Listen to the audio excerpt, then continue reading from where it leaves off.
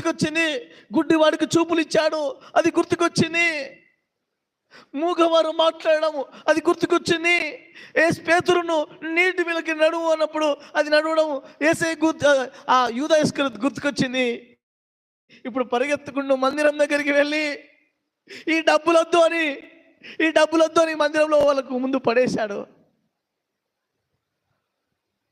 మాకేం సంబంధము? నువ్వైతే యేసయ్య నమ్ముకున్నావు కదా, మాకేం సంబంధము? నువ్వు యేసయ్య నమ్ముకున్నావు కదా.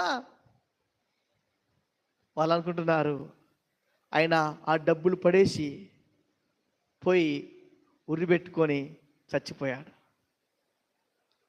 ఆ డబ్బుతోటి వాళ్ళు వెళ్ళి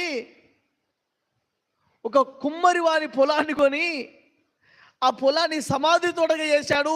ఎందుకంటే ఆ డబ్బు రక్తపు డబ్బు అని.